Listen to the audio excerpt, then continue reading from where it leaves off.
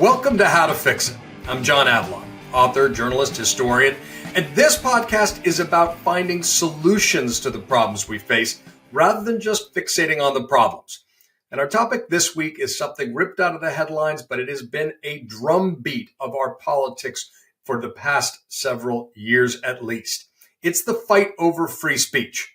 It's the fight about campus culture and canceling. But lately, we've seen a flip of the script. Famously, Team Trump said it was fighting to defend free speech, but in office, they seem to have been doing the exact opposite.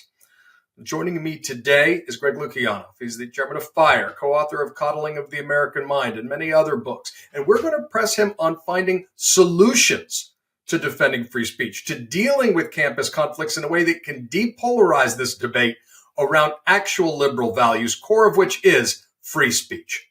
Greg, welcome to How to Fix It. Yeah, thanks for having me on. Oh, and I should also mention that Canceling of the American Mind, my follow-up to Coddling the American Mind with the great Ricky Schlott, is coming out in paperback in the end of next month. Congratulations. So free speech was a rallying cry for a lot of Trump supporters in this election. And yet we are seeing, whether it's attacking the press, attacking law firms, seizing students. Yeah. Something that seems to be the exact opposite. So I want to give you a specific circumstance that many people saw because there was film footage of it. A Turkish exchange student at Tufts University seized on the street of the campus by individuals who were not wearing uniforms, were wearing masks, did not immediately identify themselves as police officers. And we subsequently found out that among her sins, or perhaps primarily, was co-authoring an op-ed in the campus newspaper. Now, I, as a matter of personal history, take a very tough line against terrorism and anyone expressing sympathies with it. But that was not the essence of the op-ed, despite what Secretary of State Marco Rubio said. Is this contrary to basic concepts of free speech? Oh, absolutely. And this has been interesting. You know, FIRE's been all over, for example, the Mahmoud Khalil case at Columbia. And for that, we took a lot of flack of people saying, oh, this person's an alien. They don't have any free speech rights. And that's just wrong as a matter of law. If you're here legally, even on a student visa, but certainly if you're here on a green card like Khalil was, you have free speech rights. Now, there are questions to how vast those are, if they're exactly, as broad as American citizens have, but you certainly have them. And at minimum, that means, like what happened at Tufts, you can't be kicked out of the country for writing an op-ed. That seems basic. Yeah. But it's worth underlining. And of course, the principle of free speech often I would sometimes attributed to Voltaire. And I've heard Vice President J.D. Vance quote this, saying, I may disagree with what you say, but I defend to the death your right to say it. That does not seem to be the operating impulse behind this alleged crew of free speech defenders in the Trump administration. No, and actually, and FIRE, my organization, we're about 130 strong as an organization, and we litigate. And one of the people that we're litigating on behalf is Ann Selzer. Ann Selzer is the pollster in Iowa who got the poll wrong. Her poll found that Harris was ahead by 2 in Iowa, and it actually was really wrong. Trump won Iowa by like 10 or 12. But it was a mistake. And she explained the mistake she had made. And then she retired from polling, being like, okay, I had a really good run, but that's it for me. Trump is suing her right now under a Iowa consumer protection law that's designed for false advertising. That's all designed for, this pill says you'll lose 40 pounds a day, and that's a lie. But claiming that that's the same thing as her getting a poll wrong. And they're suing her in her personal capacity. So we're in court against Trump's personal lawyer. And now Trump has been going after law firms that were in any way involved with any of the investigations for him in the period when he wasn't president, whether that's anything from January 6th and some of the Robert Mueller stuff to some of the investigations of like what happened in Georgia, et cetera. This includes places like Perkins Coe, Covington and Burling, like really big law firms. And Paul Weiss, rather than that they thought it was an existential threat, that essentially what the Trump administration was saying was they would lose their security clearance and that they weren't allowed to actually go into federal buildings. Nuts. Like this is not a close call. They can't do this. And this has Fire being like, whoa, when's our turn coming? Because we're directly in court with him. And when it comes to, freedom of speech, like the ability to, litigate on behalf of freedom of speech, or the ability for lawyers to actually just do their regular jobs, that's pretty basic stuff. It is basic stuff. And of course it's the law firms. It's the assault on Voice of America, the attempts to silence public diplomacy through Radio Free Europe, Radio Liberty, Radio Asia, Radio Marti. Have you ever seen a administration more hostile to free speech rights than this one? I'm not talking about culture. I'm talking about administration policy. Yeah, not within my own career, because and you pointed out the things that they probably, the government can probably decide to stop funding Voice of America, even if that troubles me. What troubles me more is that they've launched lawsuits against, CBS News, ABC News, and a number of other places as well. The one against 60 Minutes is particularly bad because what they're saying is that they edited a interview with Kamala Harris to make her look better. And, you can question whether or not they actually did that. Is that within their power to do that? Is that an editorial decision 60 Minutes can make? Of course they can make that decision if they want to make that. And the idea that this should lead to a massive lawsuit on behalf of the president is unprecedented. And it actually led to a situation in which 60 Minutes actually released the entire tape of the interview, and immediately someone in the administration put this tape up. And of course, you watch it, and it's like, actually, that this isn't that bad. Like the whole interview, when you saw it, it wasn't the smoking gun that they kind of thought it was. But I've never seen an administration, and certainly a president, going after media in court like this as much, or going after law firms, or going after individual students.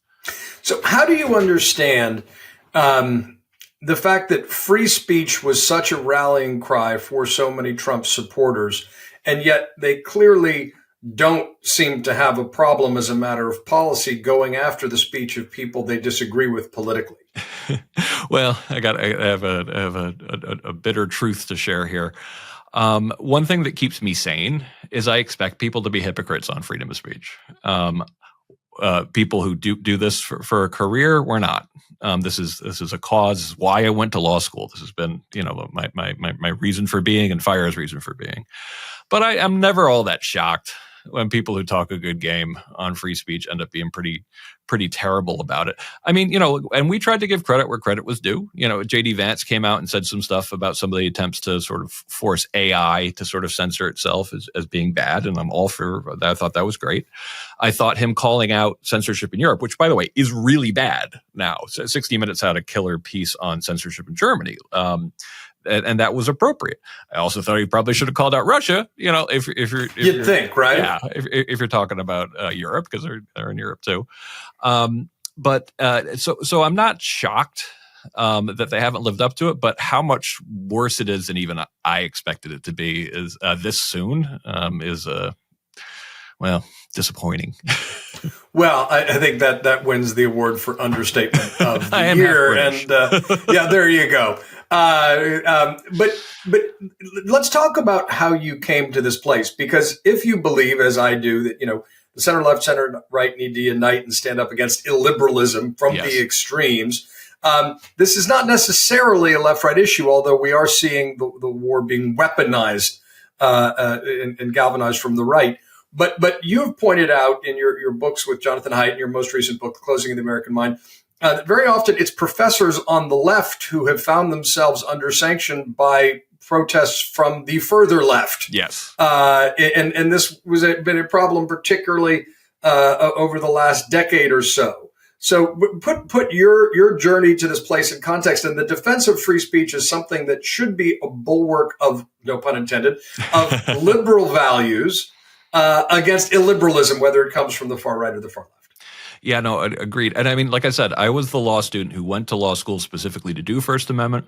I took every class my law school offered on freedom of speech. When I ran out, I did 6 credits on censorship during the Tudor dynasty. I interned at the ACLU of Northern California. Like, this is what I wanted to do with my life. And so I've been defending it on campus because at first FIRE was devoted only to protecting free speech and academic freedom on campus. And then we expanded to the country at large.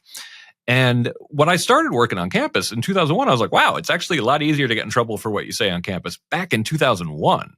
And it got so much worse from 2014 on. And so Coddling the American Mind is trying to figure out what was so different about the students who started hitting campus around 2014. A big part of it is that they grew up in an environment when they learned how to cancel each other using social media. They were adept at this particular approach. But then they met up with an already pretty hostile to free speech component of campus, the massive bureaucracy at universities, which had been the main problem threatening free speech before 2014.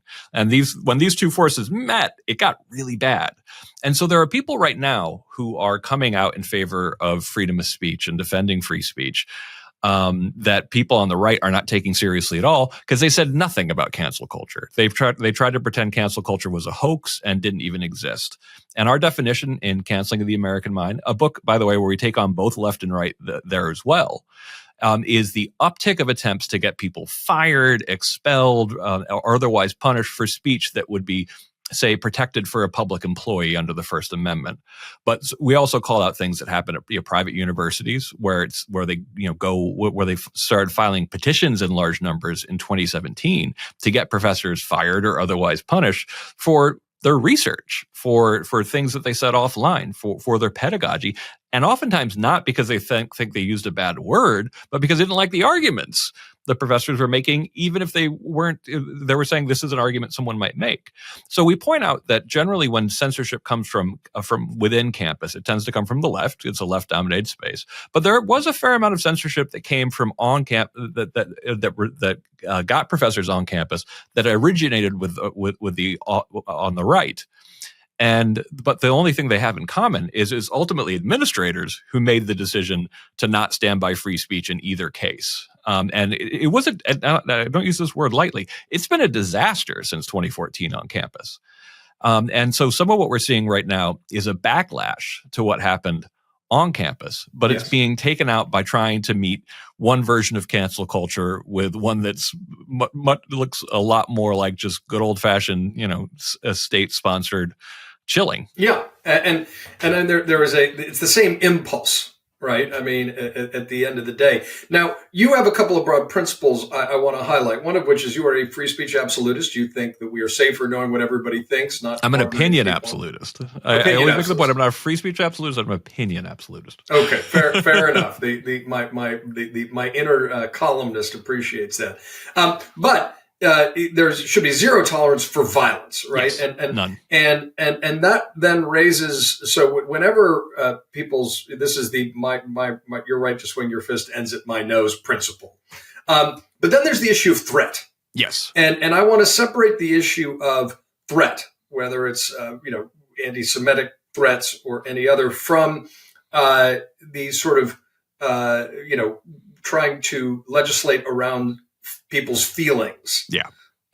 Break that down for people, because that's a murky area for some folks where we seem to have departed the land of common sense. Yes. A threat means in the law something that would place a reasonable person in fear of bodily harm or death. It means something where I'm going to kill you in a circumstance where that actually might be a real possibility, not someone, cracking a joke, be like, I'll kill you.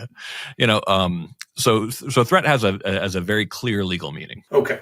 Let's talk about the constructive side of the correction.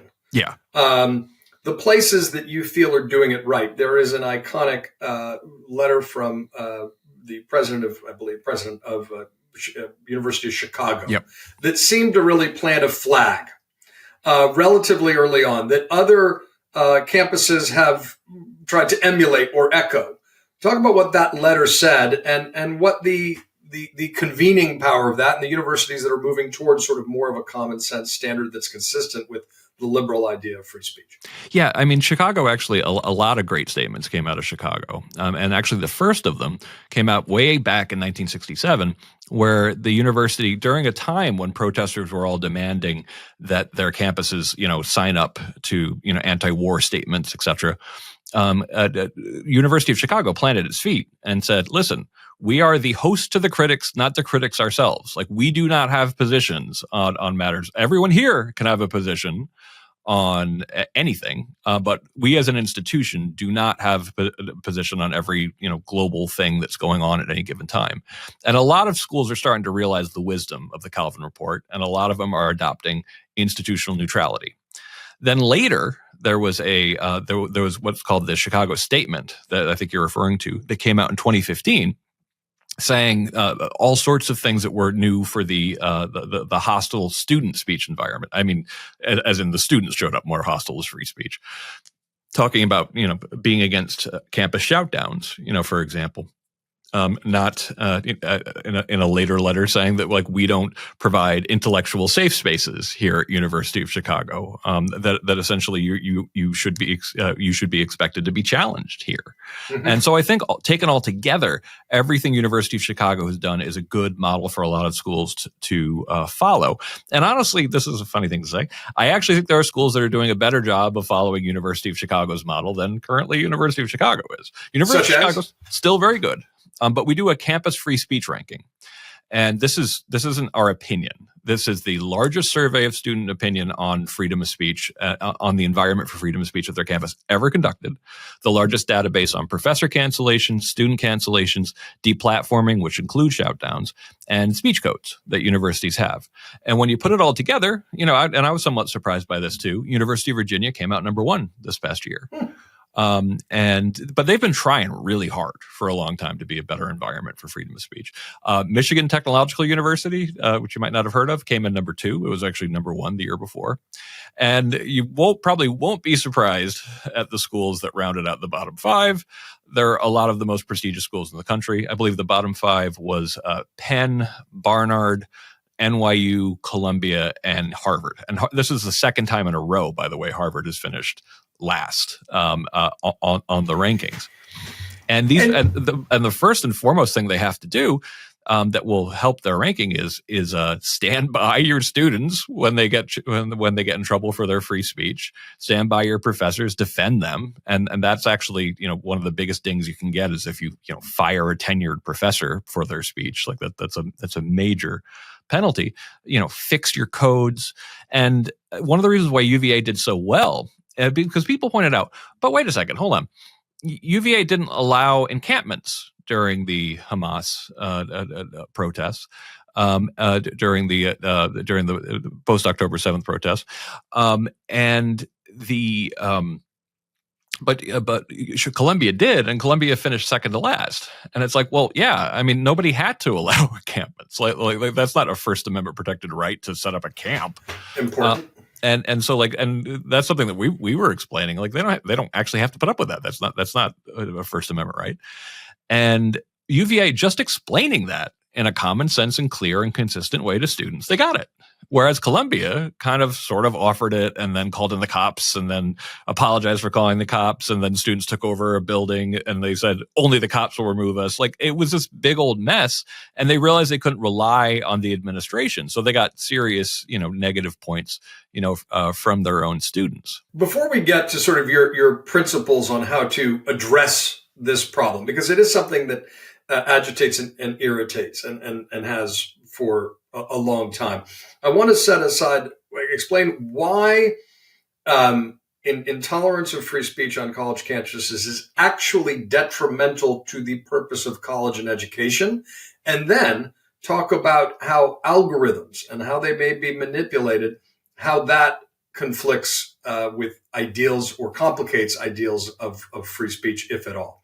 But let's start with just the self-censorship and the sort of cocooning that can occur in an environment where people feel that they either are entitled to safe spaces or they're not free to truly speak their mind and engage in a contest of ideas that would be classically consistent with a quote unquote liberal education, by which I mean classical. It's one of the reasons why trust is in the title of Canceling the American Mind. We talk about like how cancel culture erodes trust, also in institutions as well. And part of that idea is simply that, first of all, you have universities that tend to be have very low viewpoint diversity. They tend to be very sort of left leaning.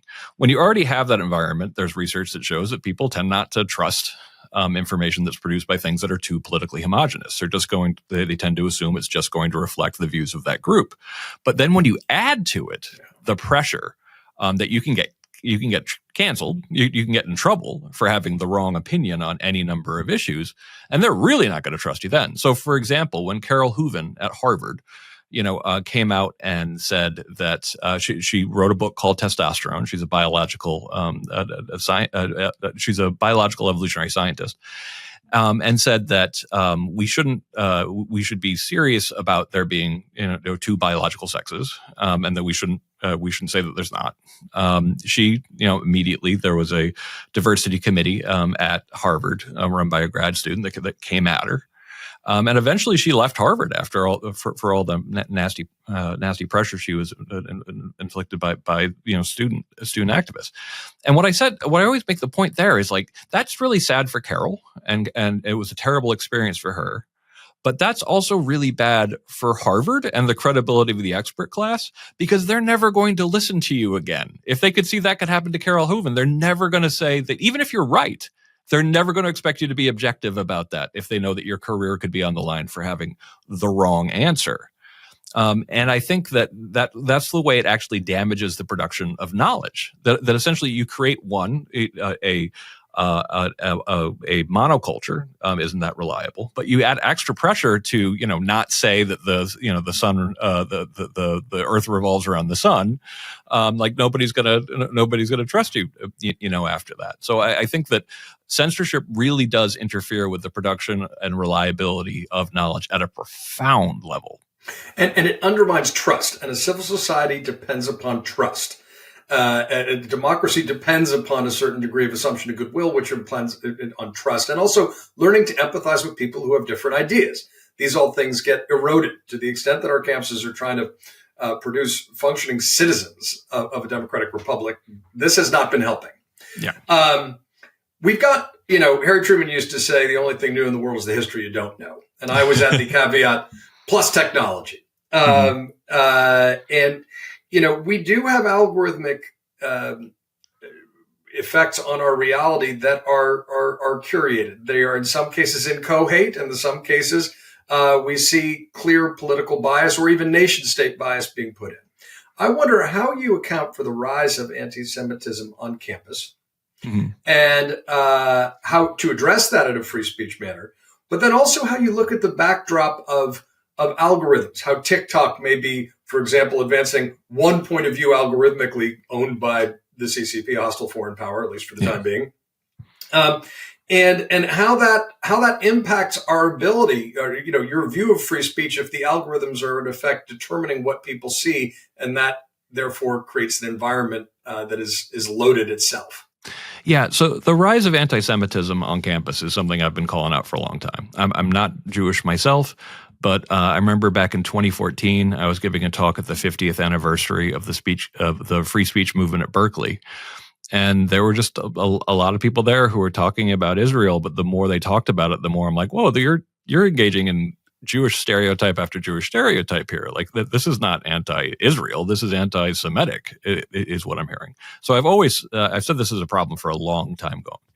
And I think a lot of it, frankly, comes from an idea that John and Haidt and I talk about in Coddling the American Mind, intersectionality, which is basically has been reinterpreted as sort of a series of, like if you're white, you have the most advantages. If you're not, you have the least. And it kind of takes on a sort of moral valence about it's a story of bad oppressors and good oppressed people. And Jews, under this way of looking at the world, do poorly, like in the sense that they get recharacterized as pretty much by definition oppressors. Now, this is a ridiculous oversimplification. Not only is it an oversimplification, it seems to ignore basic facts of history from the Holocaust to the Pharaoh. But okay, fine. Let's exactly. Go but nonetheless, that's the way this comes down. Which is why Haidt, who is Jewish, pointed out, it's like, listen, there's no way for Jews to actually save intersectionality. It's something that's always going to be hostile to them. And I think he's right. When it comes to the algorithmic, issues and places like TikTok, I'm not on TikTok, and I wouldn't really recommend others be on it. Generally, companies do have a right to set up their algorithms, and even though they produce lots of problems, I'm always, as a civil libertarian, I'm always much more scared of when the government actually tries to come in and tell them what those algorithms have to say. I'd rather have What if a foreign government is telling the algorithm what to say? Yeah. Well, I'm talking more about private companies in the United States. Yes. Here. And yeah, so like the concerns about TikTok and spyware, and that's essentially where the Supreme Court came down on this. They rightfully thought that the propaganda part of it, like the idea that the TikTok is producing propaganda, was too vague and gauzy, and it could have implications for everything from the BBC to Al Jazeera to even just regular NPR.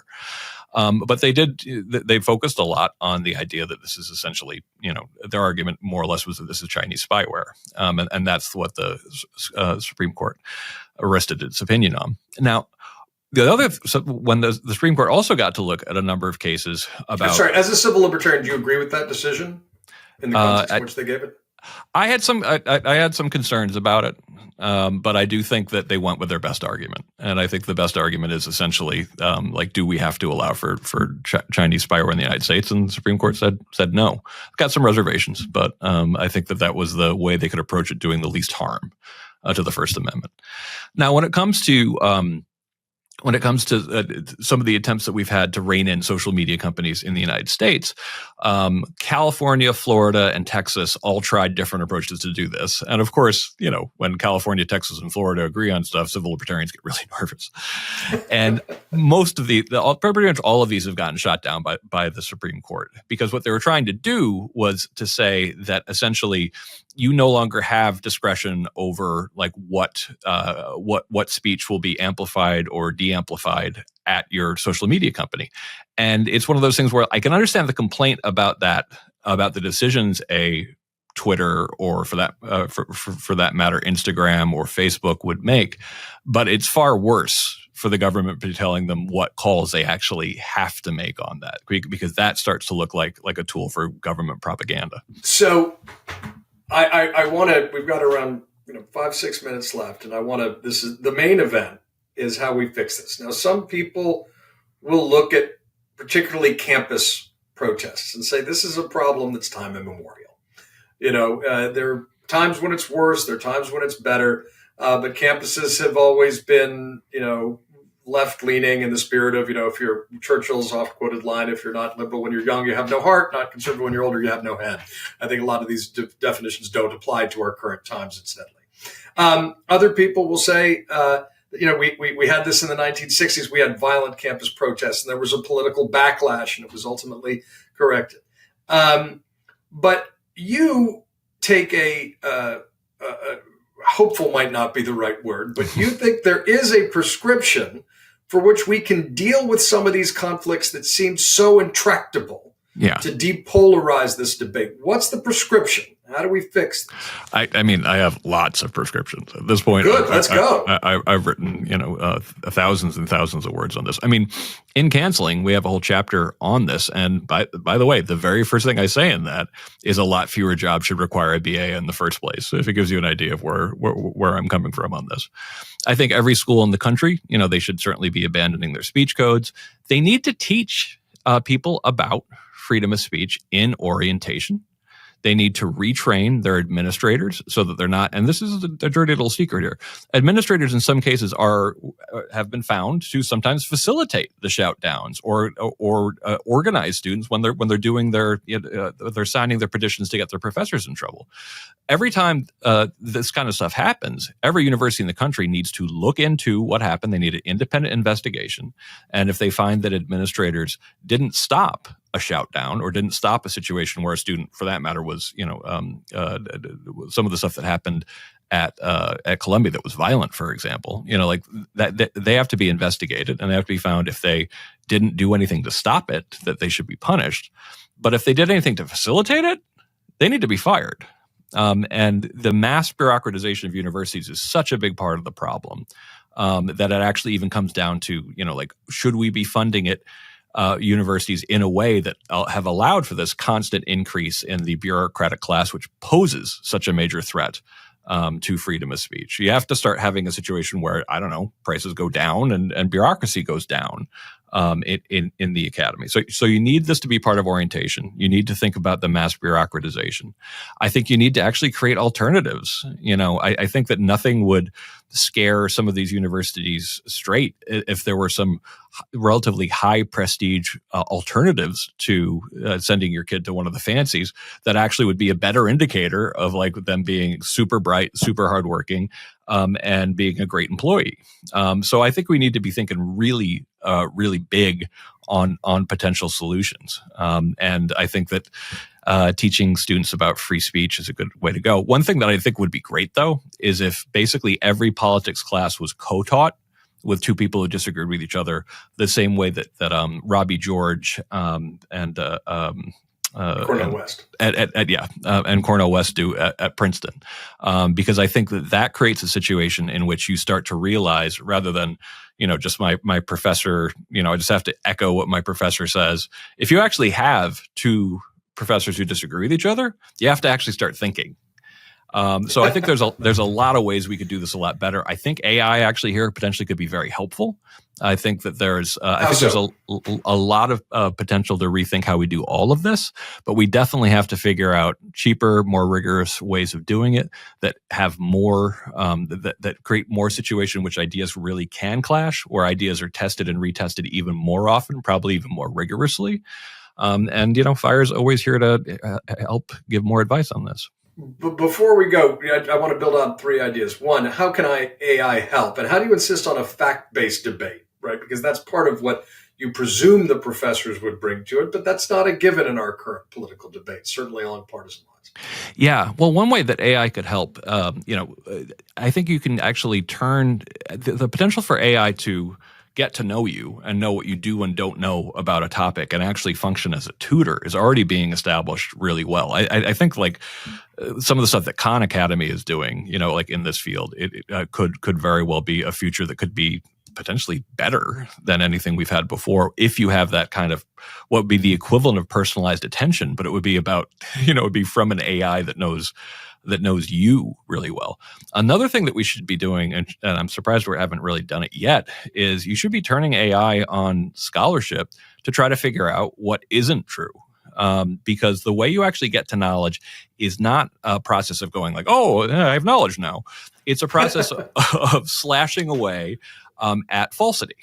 And basically, like what you could do is look at the existing scholarship. You could say, like, listen, I'm looking for p-hacking, which is a dishonest way of doing numbers, fake data, plagiarism, all this kind of stuff, or for that matter, things with really low sample sizes. And you could actually really eliminate a lot of the scholarship going way back as being like, this is probably not stuff that we should really be taking all that seriously anymore. So there's ways that AI could actually help in the process of knowledge production. It could also help, when it could be the contrary voice to your professor in some cases that professor might need. Like if you can't find a professor who disagrees, to co-teach that class, you could potentially have an AI that can point out where the professor is wrong on a whole lot of things. And that really helps, with the critical thinking. It would drive them nuts, but, couldn't happen to but that sort of pulls the curtain back fully. This is about developing critical thinking skills. It's about having empathy for individuals that even if you disagree. It's about feeling the ultimate safe space is not being shielded from differing opinions, but feeling free to have that debate because the debate makes us smarter. It makes us better as individuals in a society. You said at the beginning, part of the orientation, I'm going to do away with speech codes. And I think people might not fully appreciate that, like at NYU, there are numbers to call, a hotline if you feel offended. Bias-related incident programs, Yeah, which is Orwellian in upon itself. But if you do away the speech codes, but you have a speech to discuss the value of free speech.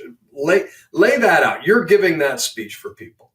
Lay out the principles of free speech that keeps it within the realm of a civil society. Oh, sure. What does that sound like?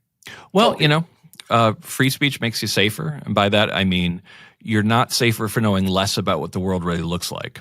And the only way you know what the world really looks like is if people feel free to be their authentic self.